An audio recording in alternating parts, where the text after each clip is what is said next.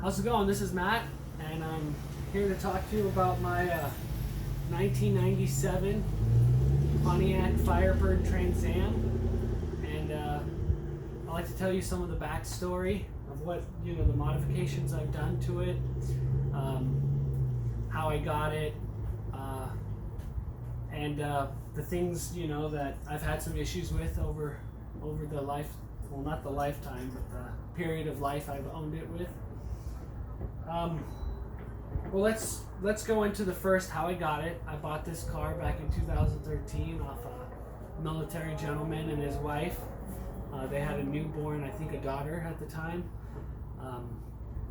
He blew the head gasket on the passenger side. It was a big job, and he was tired of the car. He even kicked a hole in the passenger door, and I ended up fixing that with some fiberglass. But I paid $1,100 for this car back in 2013. It's got the T56, the 6-speed transmission. It's got the LT1 350 cubic inch engine that I've modded out. And so basically, when I bought the car, the head gasket was blown, so I pulled the head, which left the engine in the car, which made it extremely difficult. Back then I didn't know any better, so it took me a lot longer than it should have. Should have dropped the engine first. I took the cylinder head off and found out that the guy the military guy, he used water. He was going through coolant, burning it, and the ratio was like 90 to 10 water towards coolant. So there was rust on the cylinder wall, and I probably could have honed it out, but I took the block to a machine shop, and he recommended going 30 over, and we turned the crank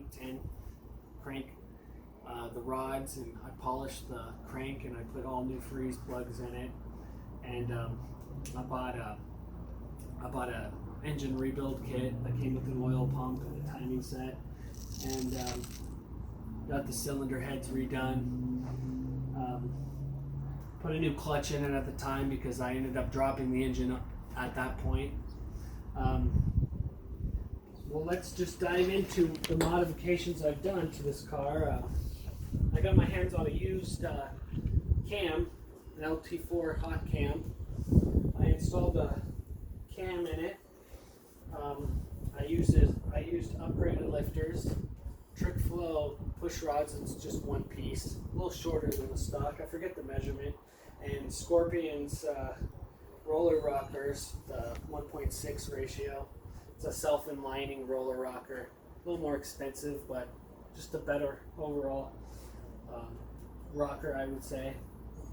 I got my hands on a used 58 millimeter throttle body. I got the trick flow metal 90-degree angled intake. I got an LS1 mass airflow sensor. It comes with a different pigtail that goes to my LT1. And then I got the Canon intake. I got the underdrive pulley. Long tube headers. I installed long tube headers. Custom wide pipe. It goes into like about a resonator about this big, and then it goes into a Flowmaster because I'm in California and I didn't want to be too loud, since this is what I would consider a straight pipe, no catalyst. All the emission components besides PCV is hooked up, so the air management, secondary air management is gone. That was tuned out. The EGR system's gone. That was tuned out. I put a little plate there.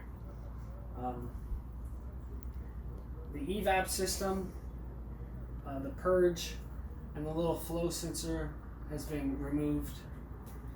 I just have secondary PCV and primary PCV.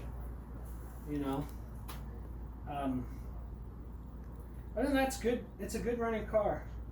I never got a dyno tuned. I sent my my PCM, the computer, to Simon.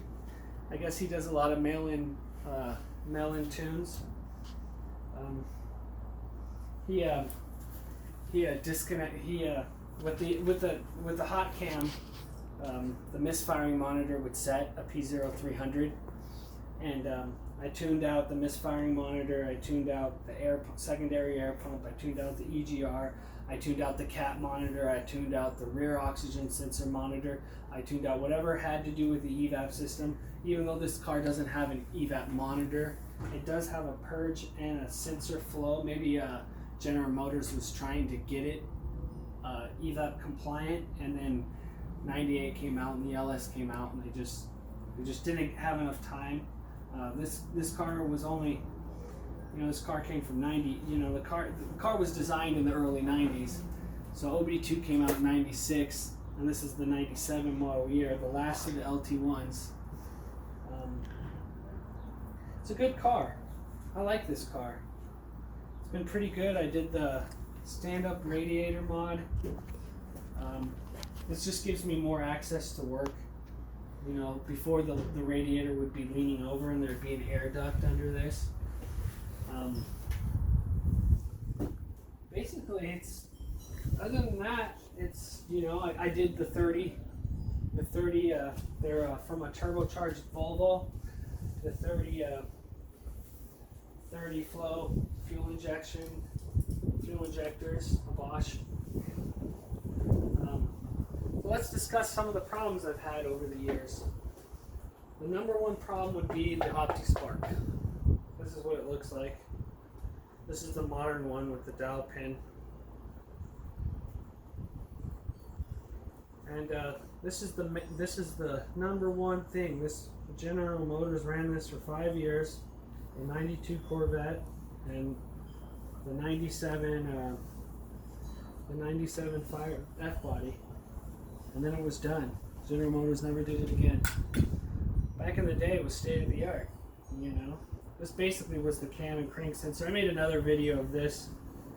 I should update it. I know a lot more than I used to.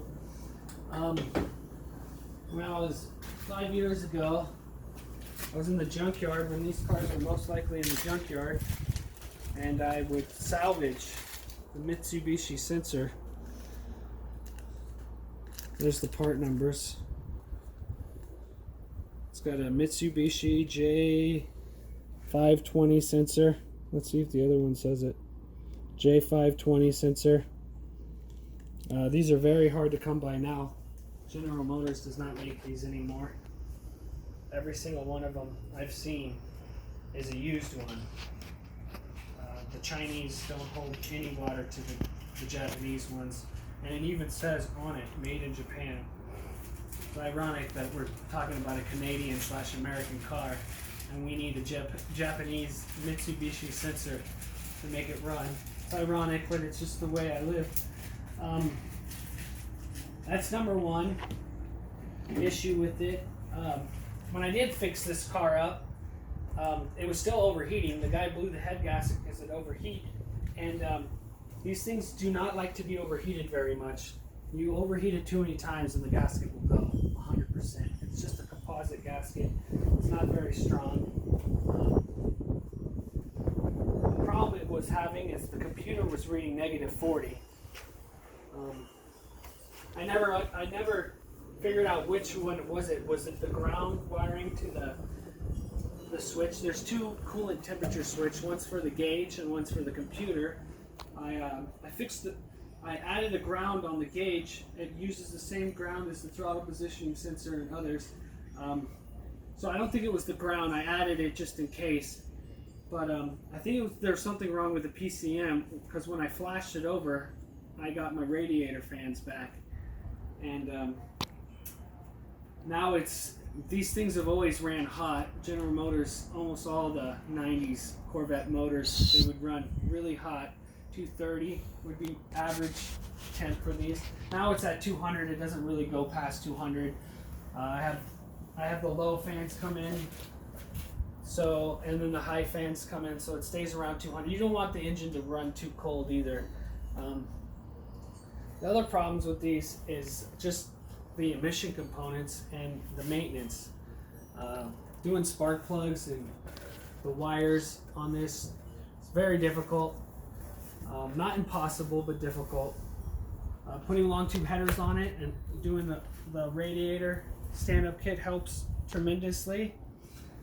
But the emission components, when it did have a secondary air pump, the check valves would go bad. So that would be the first thing I would replace. They're not that expensive. The EGR monitor is in the back. It's pulse width.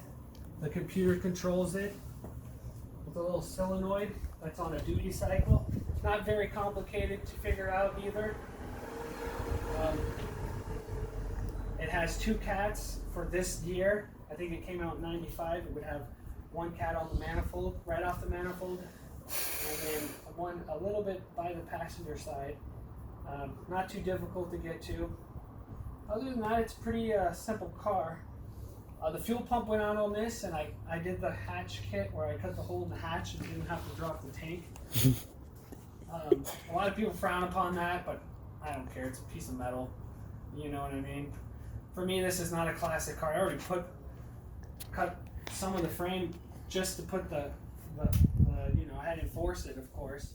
I didn't just cut it, I enforced it. And then I even put this extra bar on because it will flex if you don't.